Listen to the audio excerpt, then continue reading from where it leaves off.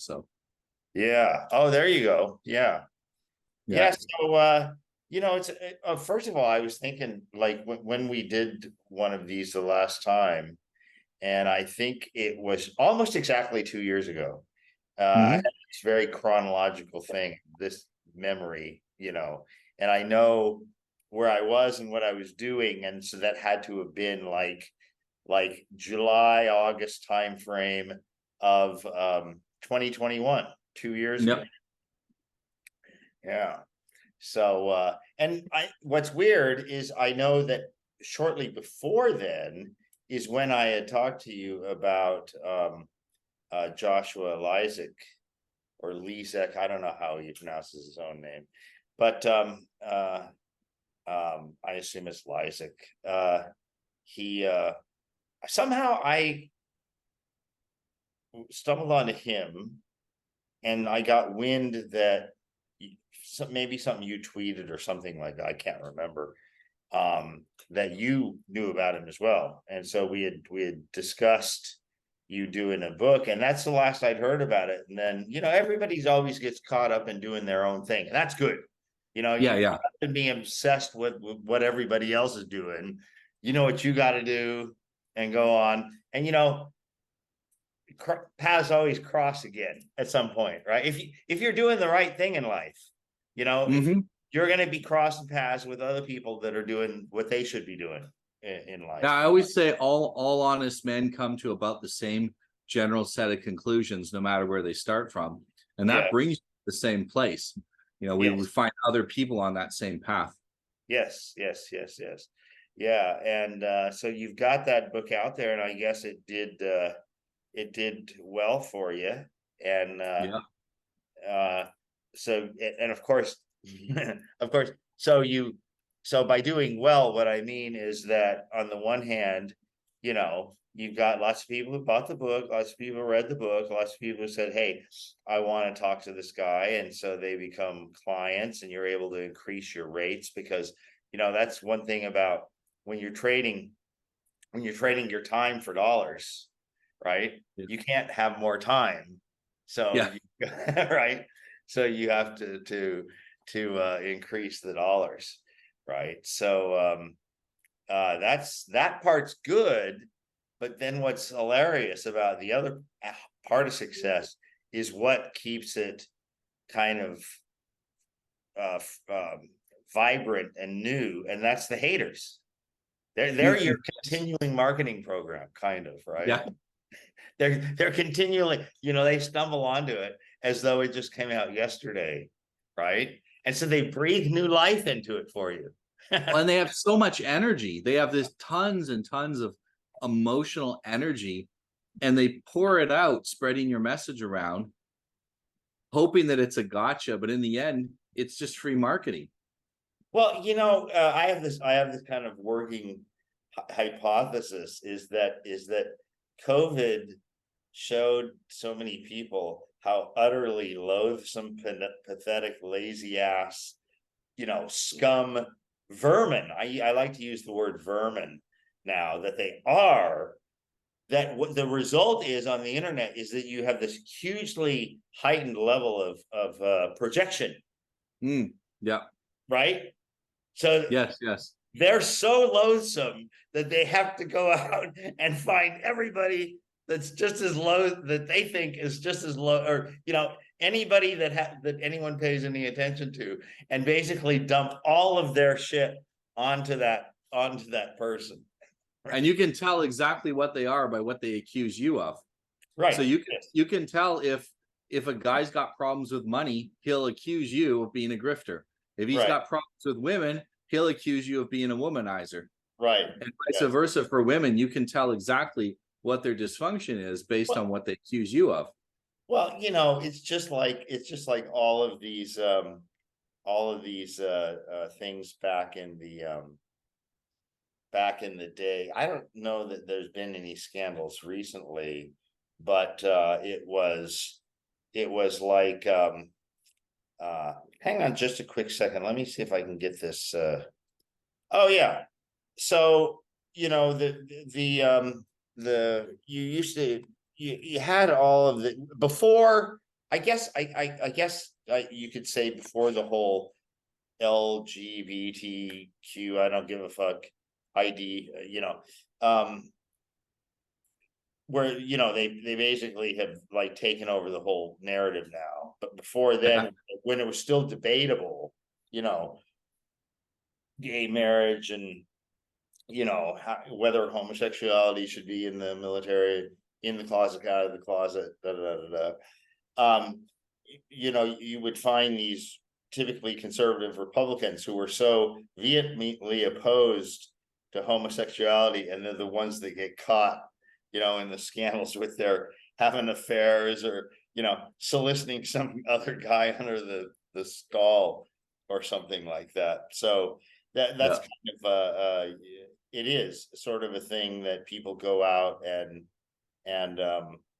it's weird, to accuse. It's their way of clearing their conscience. They feel that they can do something that they believe is wrong, while at the same time, if they criticize it enough, that compensates and balances the scales. In their mind, they think they're balancing the scales, but in reality, it's just hypocrisy. It's worse than if they could do one or the other and no one would complain, but doing both of them makes them hypocrites. Yeah, it seems like what a man does, you say, wow, I did that shit and I did that shit, or I don't do this and I should, and da da da. I need to work on that. Yeah. You don't go out and say, who can I like in my own mind, like shuttle this to, like they're like it's some savior or something, some redeemer, and you're unburdening your sins like Yeah. onto the somebody else, and then you are cleansed or something. Yeah. Yeah. It's almost a scapegoat idea of, I'm going to project this all onto the other people and let them take all the attention and all of the burden, the moral burden for this, and I'm just going to sit here and pretend I didn't do anything. Yeah. How is life in Portugal? It's warm and sunny. I actually have an air conditioner going now because it was a little too warm for work. It's not so. It's hard to concentrate when you're sweating. Yeah, that's the whole beard thing's got to drive you a little bit nuts sometimes, I would imagine. Yeah, it is probably a lot warmer than without it, and it's pretty long now. Like it's down to my waist almost. But yeah, I'm pretty used to the beard. My hair's growing a little bit longer as well, and I'll probably trim the hair shorter, but the longer beard works well because it's kind of a visual branding of who I am. Yeah, of what I'm. Yeah, sure. And so what I'm having, yeah, and I keep had hearing it people. when you had that when I mean, you've always had the beard, but I mean, growing it long is a couple of years now at least. Yeah, since the beginning of COVID, I started growing it longer. Yeah. And what's happened is that a lot of clients say, I'm not sure what you're doing, but all of a sudden my life is better. It feels like magic, and then jokingly calling me a wizard. So I'm like, oh, okay, then I'll grow the wizard's beard. Yeah. That's good. That makes sense. You have your trademark thing there. Yeah. I've got to go down. It's like it's great to get a cut and a shave here because it's like 120 baht. It's $3-4 US. Yeah. And it's easy to convey what I want. I asked them for a Thai police because Thai policemen all wear the same haircut, and it's basically equivalent of a U.S. Marine Corps high and tight. So, really almost bald on the sides and just a little bit on top. And I think your hair looks thicker than last time I saw you. It's about I think that the genetics, I think, go to your mother's father, and he had full head of hair.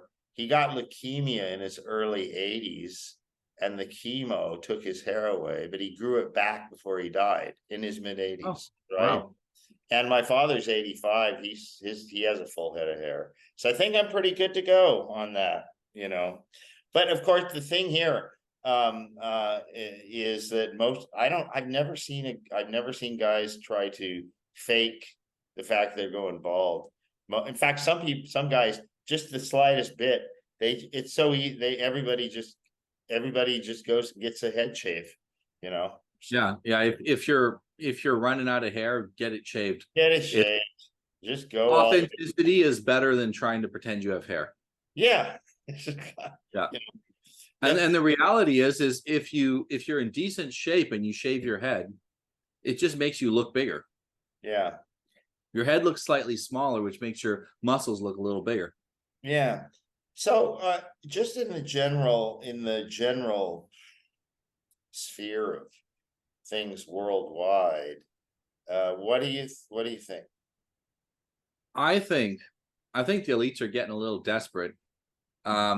They pushed the COVID thing to ridiculous new lengths that has given people a callus on that part of their brain that accepts anything that they hear. And now the next round is going to be, I think, probably the alien thing, where aliens conveniently tell us that global warming's a problem. And and don't forgive all of your elites for the horrible things that they've done, because that's the only way forward. And I love it because they say whatever is the best for the elites. They're going to have the exact same message as the international communists have had.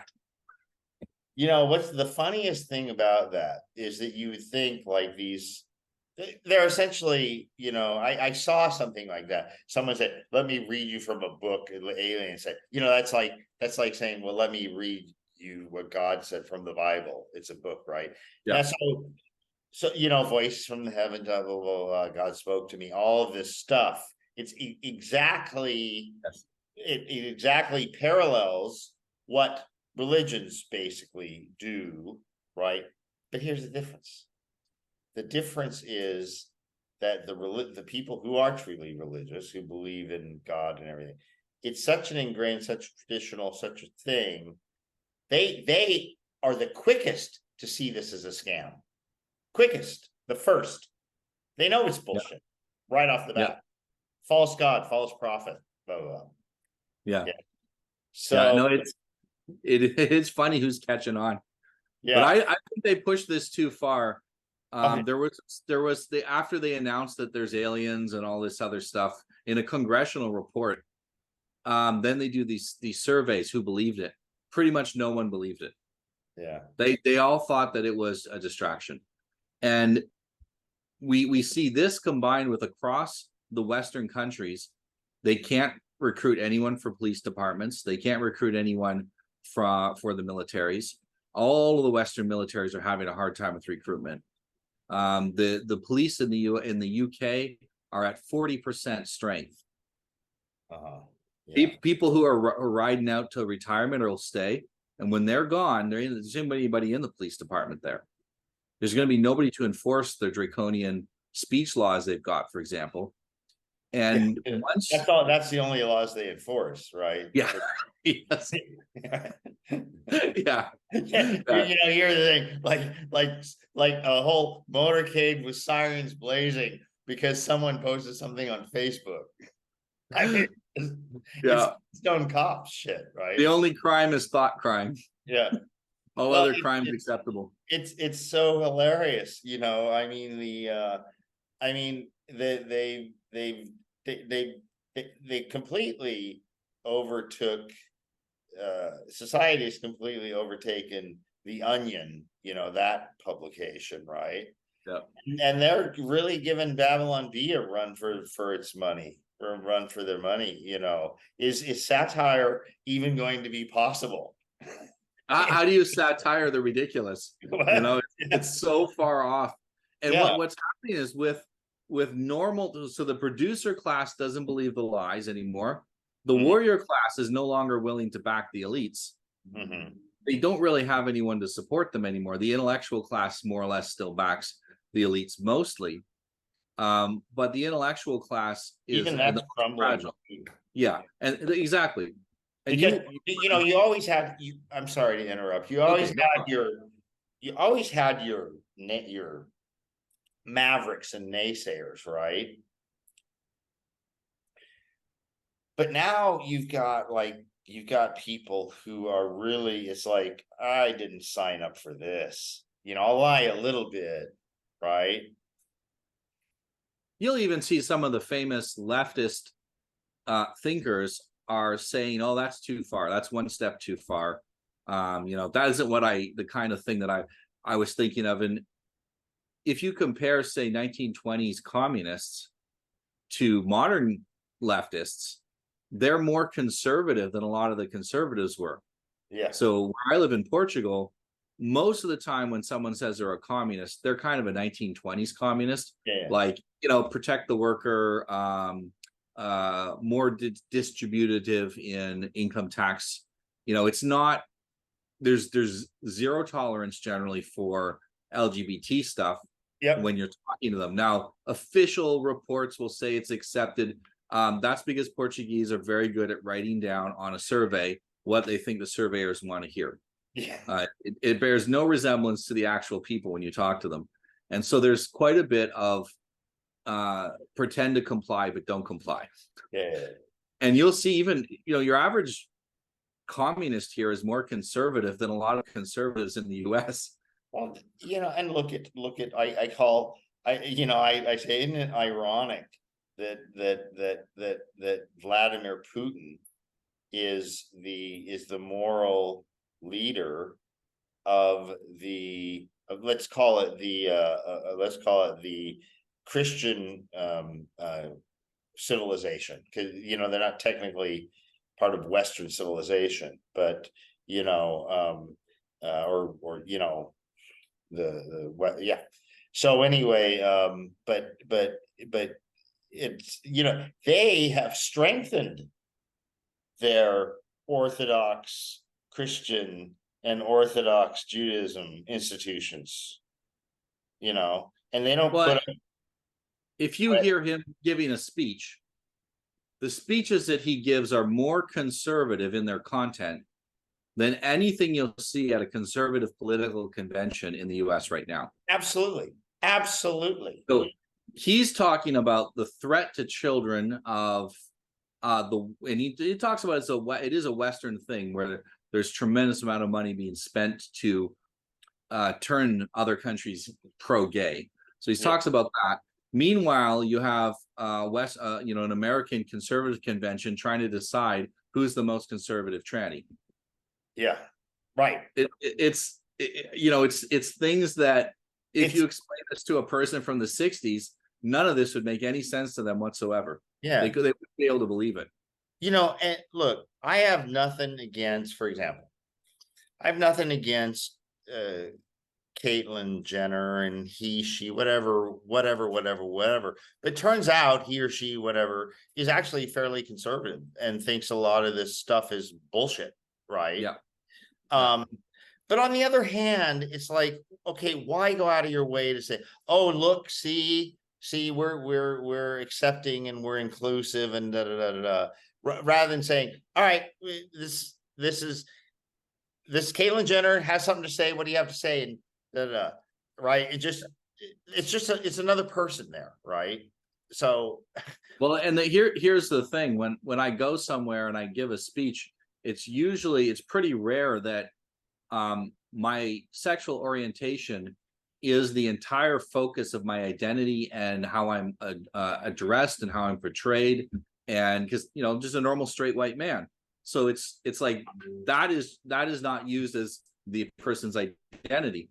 Whereas if you're not that, everything is about that. yeah. So they want to go and they don't have a discussion about some random topic without ensuring that that's brought up. And so the focus is on their sexual choices, not on any other merit they have. And that's a problem because it's the idea here, if you talk to most people where I live, they'll say, do whatever you want, just don't do it in front of me. I don't want to see it. And don't try to involve our kids. Yeah. And that's generally, people are tolerant as long as it's not imposing a cost on them. Right. That's, Thailand has the what's called ladyboys, katui, goes back. I looked into this one day. It actually originates from Cambodia. from the Khmer era, and like writings about it as long as 700 years ago. So that's a long ass time, right? So it's part of the culture, and I know I'm acquainted with during the COVID lockdown part. My girlfriend and I lived next door to like 6 of them. They were kind of out of work because most of them are kind of sex workers in a sense, right? And so there Yeah. were like 6 of them next door. Yeah, they're all service workers. See, that's another thing about the culture here is that, okay, you do that, but they don't have, you'd never see one as a cop or any position of authority whatsoever, right? Yeah. It's they're kind of like entertainers in a sense, you know. That's their purpose in life. It's like a male geisha or something like that, you know. It's a service person. They're a service person, right? And but you know, if you talk to them, they will say they say, I'm not real woman, I'm not real lady, right? They don't try to Yeah. like tell you, and it's if you want to believe that 1 + 1 is 3, you're welcome to, but you don't get to say, you will say one. That's what they do with society. You will say 1 + 1 = 3, Yes. And it's important. This is and we'll honest. punish you if you don't. Yeah. You remember when Winston sees the lights, and I think Yeah. there was 4 and he has to say there's 3, or there's 3 and he has to say there's 4. I can't remember which is. So what it is it sounds stupid. Who cares how many lights there are? It's because once you comply on small things, Yeah. it creates cognitive dissonance in your mind, and it breaks you, and it makes it so that you now comply in every area. And Yeah. that's the objective. This is a test of society's sanity. Yeah. And if you comply, you're broken, and now you're under their control. Yeah. It is very, very much a kind of what our ancestors would have called a magic spell. Yeah. It's it's interesting. So I've actually turned a little, you know, I mean, the whole thing pissed me off, but at the same time I said, you know, there's a double-edged sword. Or I love to mix metaphors. A double-edged silver lining in COVID, and that is that my weird ass thinking is that this got set off by Brexit and then Trump back to back, and the left, the elites said, uh-oh, this represents significant pushback to our just slow, you know, the slow walk to techno totalitarianism, right? Kind of like Chinese style, if you will, you know, where, you know, frog in the pot, boiling water, you know, all that stuff, right? Oh yeah, yeah. But I think Brexit was like, what? And then Trump was like, what? And ever since then, the left has just gone fucking insane. And because it's like, well, if we don't turn this around now, it's we're lost. And in so doing, with COVID, they ended up way overplaying their hand. I mean, Yeah. to the extent of getting billions of people, excuse me, to poke an experimental drug in themselves. Yeah. And now, to the extent of denying excess mortality, that's like 15%, 15-ish% in highly vaccinated countries are Well, dying. it's hard to hide it, because if you talk to any of the medical workers, everybody knows. Yeah. Yeah. You can't. Everybody knows. That's the one thing you can't, you know, it doesn't matter. All causes, when someone's dead, they're dead or alive. And when a lot more people are dying than used to be dying, people notice that. And plus we have, you know, excess mortality is basically defined by the average of mortality in the last 5 years. So there's a window that but here's the thing, is ultimately excess mortality, gradually goes into what is average mortality. Right now we call it excess because it's way above the average of the past 5 years. But after 5 years, it becomes a new normal. But after, yeah, well, it's like a moving average in stock charts. If you're familiar with that. Okay. It's a moving average, right? So it's the 5-year moving average is what it is. And so we're way above it. And but as you approach it, then it becomes the average. But then you say, well, okay, what that translates to is life expectancy. So at a point you will say it'll be hard numbers. Life expectancy has gone down by several years. Gone down in 2020 to 2025, life expectancy dropped. What caused that? Right? So there's just no way, there's no way they can hide from this. All the climate bullshit, they can do that for the next million years, because what they're doing is they're telling a big story about the past million years.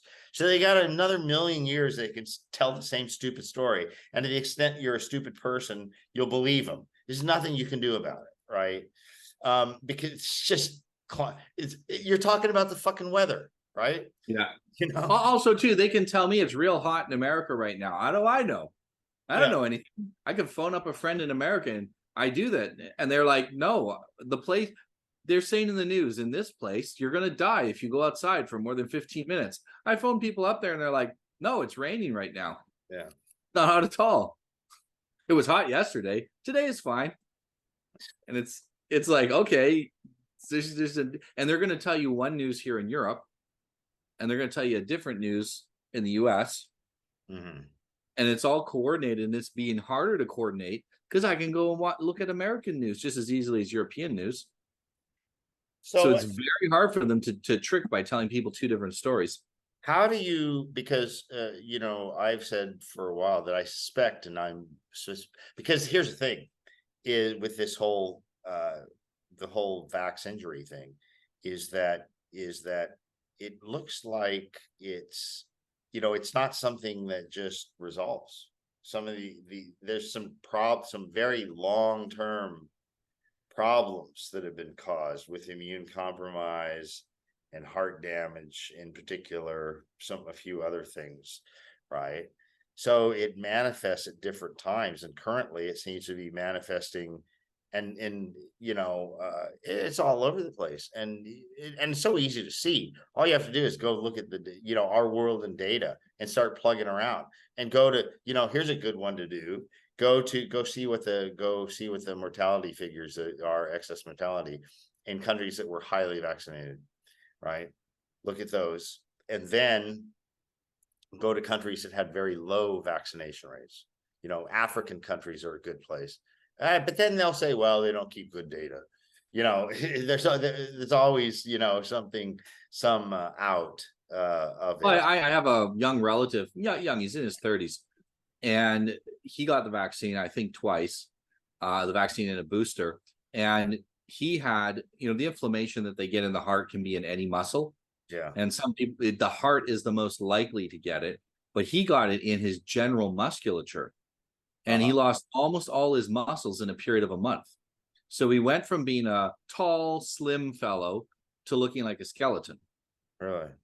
He had to walk with crutches and everything. And he's not really getting that much better. Like it seems like this is the new normal for him. Wow. Because it's attacked, his muscles are inflamed, and therefore the cells can't repair fast enough to maintain mass. I think that there are things you can do, because it's simulating diseases we had before, but in people who would never have gotten them. We need to make sure we're properly supporting our liver function to detox all the chemicals that it produced. Oxygen therapy can break up the spike proteins if they're still in you. because they're carbon atoms, and they'll combine with the oxygen, they'll oxidize them away. Yeah, there's The also DNA damage is the scary part. yeah. This is the real scary part. Can we That's fix it? Geez, I don't know. well, as you see some of the cancers, you know, the most pronounced one is I think the most telling one is all the people where their cancer has been they had cancer before, and it's in remission or whatever, gone for years and years and years, and boom, comes back, and not only comes back, it comes back with a vengeance, right? Yeah. And then there's the turbo cancers where someone gets diagnosed and 3 weeks later, a month later, 2 months later, they're dead. You know, one I looked at some stuff that suggests that a good way, it's a good policy anyway, is practice fasting. Because fasting kicks in autophagy. What is autophagy? Autophagy is basically slicing up proteins and recycling them, right? So that's another potential way to deal with spike proteins. So It also focuses on damaged cells. yeah, So it's going to get because if you have the DNA damage, it doesn't mean every cell in your body is damaged. right. If the damaged ones are being targeted by fasting, they'll get removed first. Yeah, exactly. And it's like pruning a garden. Maybe we can get on top of this, you know. The question is if you live long enough to get better from it. Fasting is just such a fundamental thing, and that's why all cultures have practiced it, because they knew that, because you know, probably they observed when an animal gets sick, it stops eating, oftentimes stops drinking too, you know, until it gets better, right? So the thing is, oh, they don't feel like eating or drinking until their body heals itself. Or does not eating and drinking actually facilitate the healing process? You know, it's all an integrated system. It's not you cause it that way. It's like that's what the body should do, is you should not bring in anything, you know, provided it's cute. You know, you obviously you can't do that for chronic stuff. But you can always practice you know, episodic fasting. Every once in a while I get, and you know, in my line of work, I'm talking constantly to people undergoing difficult situations. And so I, of course, absorb some of that stress, and I'll get stress related digestive issues. And if I fast for a day, then I'm fine again. Yeah. I'm fine the next day. And if I don't fast, it'll drag out for weeks before I get better. It's what I always tell people if they're complaining about this or that, especially if it's digestive or like, you know, diarrhea or, you know, whatever, all of these issues people say, I say, just don't eat for a couple of days, right? Maybe don't even drink, right? Dry fasting is a thing too. Yeah, I've done it up to like 3 days where you do no intake whatsoever. It's a different kind of experience. Supposedly it's safe up to about 5 days, but beyond that should be under supervision. Yeah, and I think too that, you know, part of it is some people will fast and then try to live their normal life, and it's better if you fast on a couple of days where you're not very busy and you can kind of relax. Well, I've just did, in fact, this is, I did, July was basically 30 straight days in the gym, and doing one of Alexander Cortez's programs, who I think you knew. We all three spoke in Warsaw, yeah. And I think it's a new program, Shred 30, and so it's 30. Yeah, some advertising. It's 30 days in the gym, and it was like, it was pretty hardcore. I mean, it's they're instead of high intensity, it's more high volume.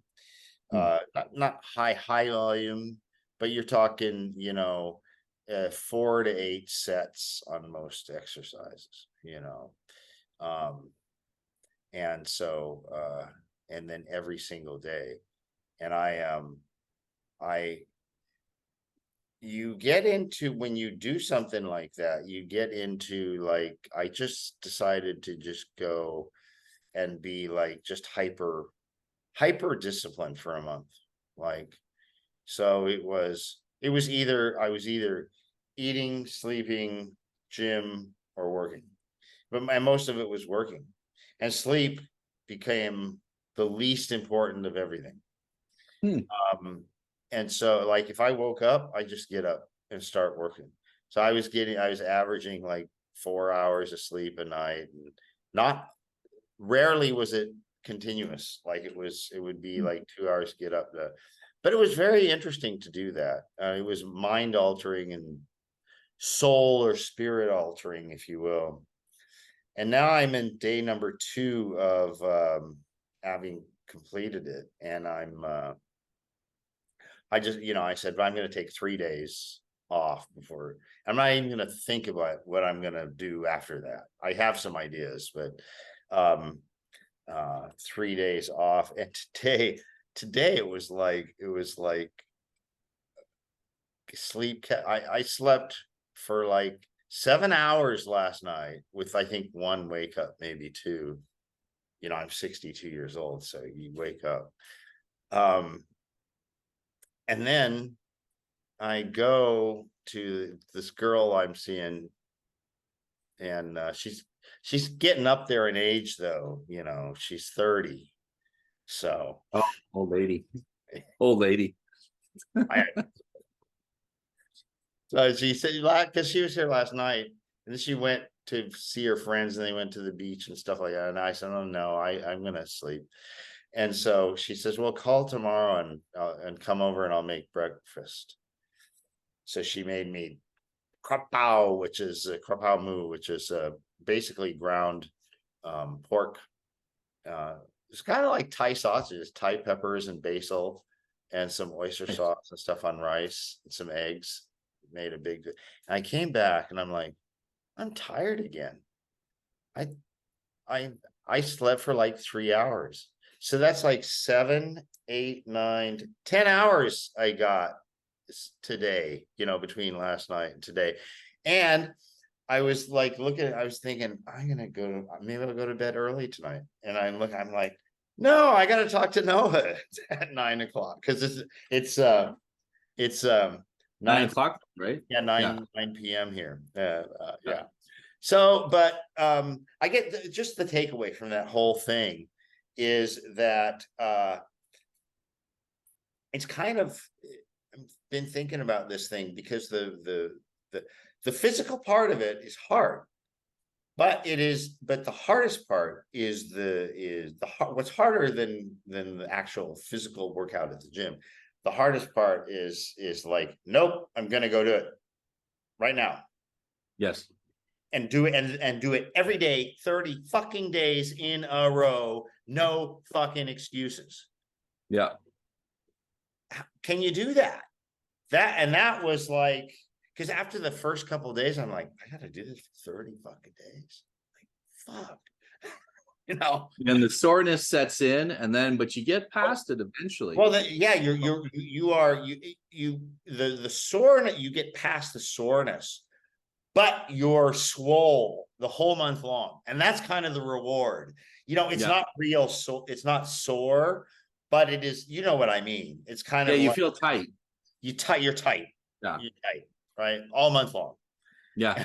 Yeah. And the thing is, the Alexander, it's a whole list of exercise. So you're not doing the same exercise every day. Oh, that's good. That helps a lot. And the different ones are different periods from when you repeat them, based on how quick your recovery is for that specific muscle, right? So for instance, like calves, you can exercise calves almost every day, because calves are fucking amazing. The kind of the volume. I was doing like 30,000 pounds of volume in one workout, in 4 sets. 30,000 pounds of total volume lifted in 4 sets with calf raises. So our calves are made to take us for hours and hours of walking. Our ancestors walked half the day. Yeah, they're amazing muscles, man. Yeah. So anyway, but to get to my point is that the physical doing that. And I thought so much of this stuff, you know, is like, oh, I should work out, or I should do this in my life. And you're talking about all these physical things, you know, or like physical work, even though your work is intellectual, you still have to physically sit down and open your computer and get there and start clicking your mouse and physically typing and doing stuff. Right. And so people always thought, well, how do I get my mind? And my answer is now so obvious. Don't worry about it. You just fucking do it. You just Yeah. fucking do it. There's no reason. There's no excuse. There's no like, how do I have this problem? How do I think in my meditation and blah, blah, blah. Shut the fuck up and just go do the physical shit. Right. Yeah. And then you'll understand.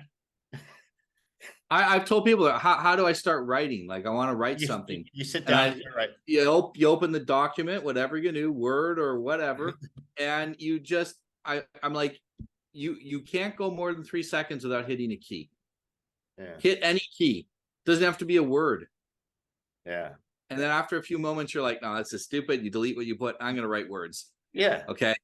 And there's stupid words. And I said, there's supposed to be stupid words. I told this to my son when he was first drawing. I'm like, your drawings are supposed to look terrible. You're a kid. It's supposed to suck. It'll get less sucky every time you do it. And I'm like, you got to go. I told him, draw me 100 terrible drawings that don't look like at all like what they're supposed to look like. Okay, go draw that.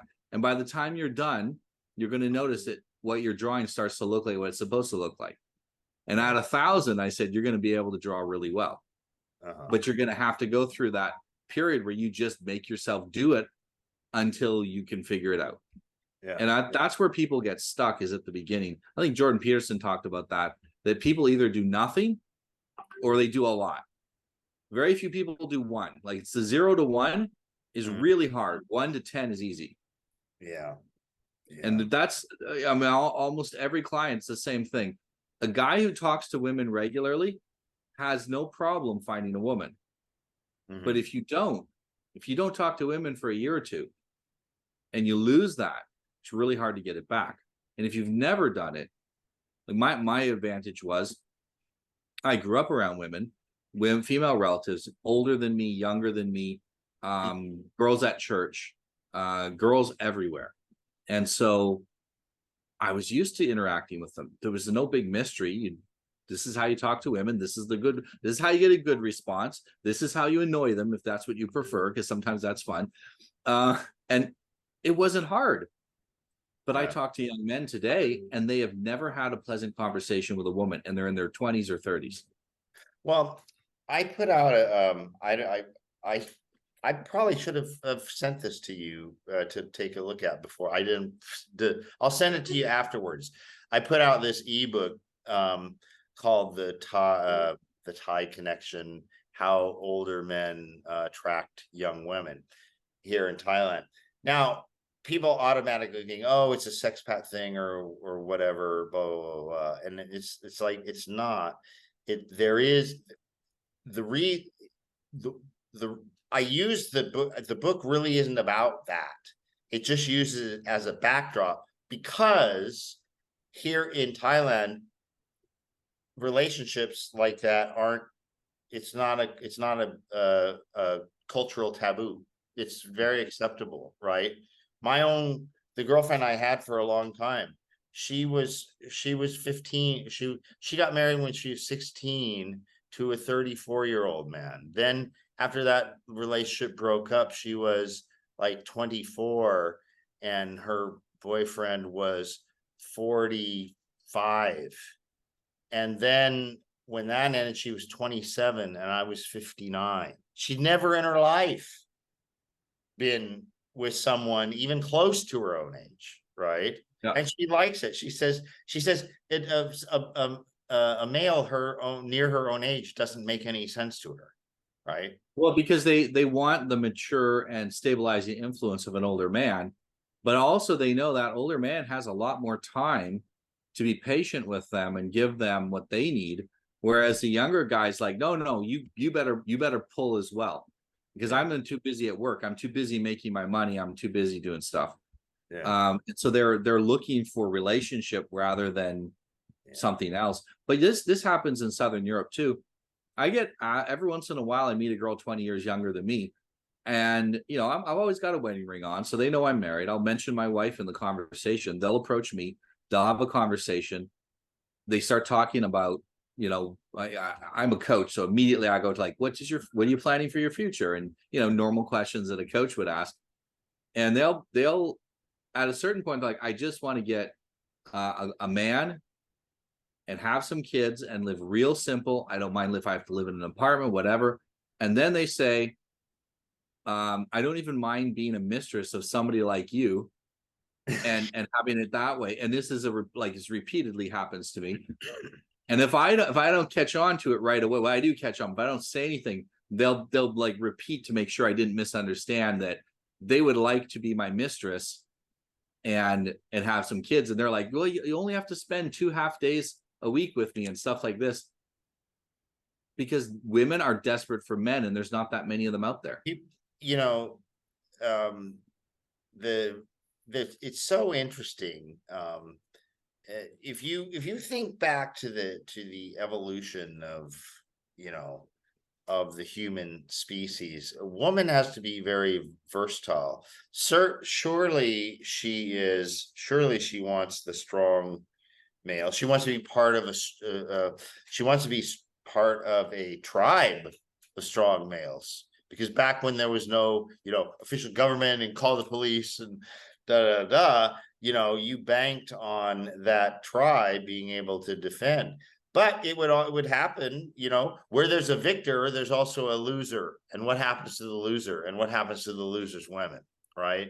So women have to always know in the back of their mind that they might have to flip allegiance at any time for their own survival.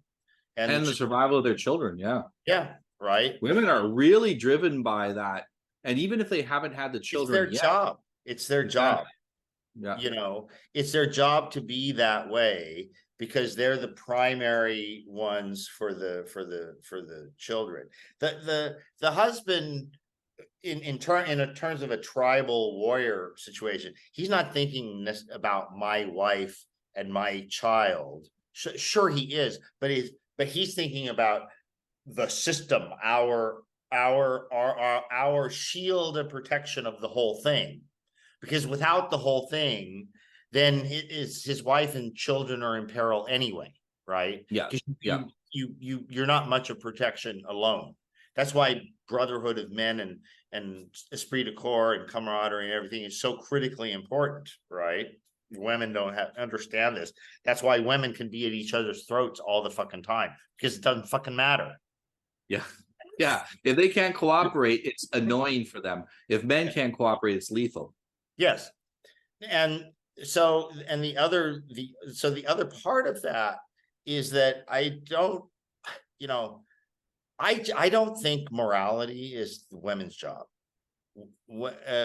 Morality is the job of men. And the purpose of morality with men is the integrity of that shield of protection, right? So, yeah. Well, and this is I've noticed that it's the women that are past menopause, that are mature, and generally that have a high status husband, that are the only women that can start to impose morality on the younger women. And they do so because it's part of that's how they add value to their husband now that they're not having kids. I've got it. If I knew how to screen share with you and I didn't fuck up the video, I do this. Let me describe it. There's this tweet yesterday, I just found it hilarious. And it was like, it was just a standard stock photo of a man and woman in bed, but the caption was that like studies or something or surveys show that for men, sex is better with emotionally unstable women. And I said, I retweeted it with the comment, did anyone catch the redundancy? Yeah.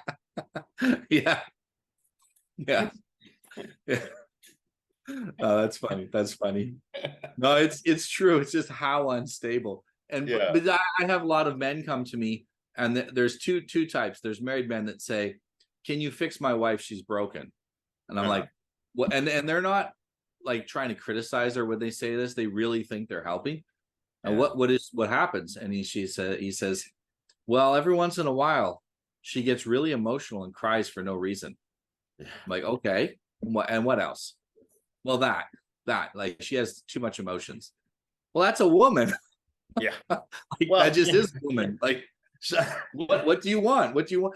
If you don't want that, you either want a robot or maybe a man. Like I can't remember where I heard it recently. Maybe it was someone like you or a psychologist or psychiatrist or something. Maybe it was a woman. I don't know. It was someone who said, it's kind of like the idea that like kind of like this notion of like say that you're thinking about like surgery or you're thinking about flying in an airplane or something like that, you're a little trepidatious and it's like if you only knew like how risky and some of the problems and some of these technicality, you'd never have surgery, you'd never fly or something like that, right? So it's kind of in that vein of thinking, and it was like this: if you knew how close most women are to complete emotional breakdown at all times. And it got me to thinking, because you think of it as like Jesus, they're crazy, da, da, da, da. But from their perspective, maybe it's like, whew, man, I'm pretty good at holding it together. yeah. Right. Well, this is why I tell guys not to emotionally dump on their women, because she's got the kids dumping their emotions on her. Because women are very sensitive, and if they have children, they're receiving the children's emotions. But here's the thing: even if they're single and they don't have children's emotions to receive, this is why they go out and get involved in social things, is just to have somebody's emotions to be responsible for. And yeah. it overwhelms them because they're doing it in that case for no good reason. I had a situation like that just the other day. This girl I'm seeing, I said to her, she had just moved into this new place, sharing it with another girl, another woman, right? So he didn't have a lot of stuff yet and everything. I took her out and got her like a fan and a cooking appliance and some basics, right? I said, okay, I said, I'm gonna come over tomorrow morning. I'll go shopping and bring you some groceries, some basics. Right, so the next morning, I'm like, "Are you up yet?" And it's not perfect English back and forth, right? So it took a few things for her to realize, for me to remind that, and because what happened was I said, I'm gonna go get some pork and some chicken and da, da, da. And she keeps coming back saying, what do you mean by same food? She thought some meant same. I'm gonna bring the same food, right? So this went through 2 or 3 things, and then all of a sudden she says, now I'm stressed and I'm tired and I just right. And I'm like, what's the problem? Yeah. So that's it's why women are very easy to control for the those that prefer to manipulate people. Their women are easy to control because as soon as you get too stressed, your logic circuits shut off and you go into a state where you're ready to receive orders. And this is how they brainwash people. But women they naturally just pop into that state lots of times. Just tell me what to do. Yeah, just tell me what to do. And so either if we want them to think, because it's maybe their problem to solve, not ours, then we have to help them calm down, or we have to be willing to tell them exactly what to do. And the only problem is if they're too proud to accept orders, but too emotionally overwhelmed to think it out themselves, then they can be really annoying. But other than that, we just have to adapt, see which are they? Are they in the I can calm them down and they can go solve their problem? Because that's ideal, take a burden off our plate. Or are they so overworked that I'm gonna have to tell them exactly what to do? And that exactly, it's how you tell a 5-year-old. Yeah. And it's not their fault. It's just that things shut down when they get the same thing will happen to a man, but our threshold is much higher for the shutting down. It takes a lot more to shut people down. Men Well, down. how are you for time? Do you have a follow on? I have a client right after this. Okay, all right. So in like let's 2 minutes. let's wrap it up. In fact, I watched the Tucker Carlson. I don't know if you've seen any of this, but I watched Tucker Carlson's interview of Andrew Tate, which I thought was excellent. And right now, you know who Candace Owens is, I'm sure, right? Yeah. She went out there, and I'm about she has a 3-hour interview. Very interesting. I'm just an hour into it, but completely different from his interview with Tucker. The one with Candace focuses more on like the more because Candace's audience is highly like, you know, religious, conservative, Christian type, right? So it addresses that and the morality and stuff. Very interesting. So so give me your thoughts. Yeah, I think they're probably the best marketers at the moment. And they don't, this is what I tell people. People will complain that they're not a good influence. And what I say is, instead of complaining, because that's not a very masculine brothers. Yeah, the Tate brothers. They'll say, well, they're not a good influence for this reason or the other. And my thing is do better and promote that instead. Yeah. So this is why I never say anything negative about them. If I disagree on something, what I'll do is I'll do better and promote it. And that's it. And because it's not a particularly masculine thing to go around complaining about how other men are handling their business. Yeah. And this is the difference, is that they are very much aligned in what they're saying with us and with what the majority of people are on our team. Yep. And you may disagree in some areas. Well, then be better in those areas and demonstrate that as an example. And I've said this to a lot of guys, like, oh, they're not a good example of masculinity because of this or that or the other thing. And I'll say, well, then be a better example and promote yourself instead. Yeah. Well, you know, it's very interesting what you said about how it's, you know, their message is resonating with a lot of other people. What popped in my mind, I saw earlier today, is a clip from, I think, some sort of Sean Hannity, you know, Fox News, Sean Hannity, you know, complete, you know, America, God, country, the Constitution, gun, you know, just, you know, right down the line. And here he is at one of his rally things. Like, he does these things, right? It's live. And who's sitting on the stage with him but Robert F. Kennedy Jr., Democrat. Yeah. And he's talking with Kennedy, and great conversation. And Sean's audience is applauding.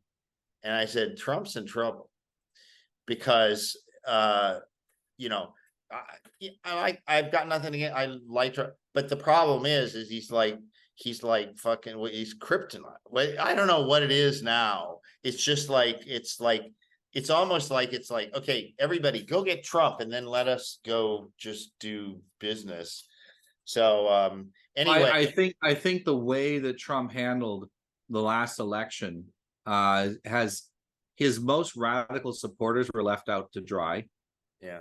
And the moderate supporters are just not going to have that same energy. Your top 2 or 3% of supporters are your primary audience, because they get the other, you know, 90% of people fired up. Yeah. And if you don't support them and they turn against you, you can't run again.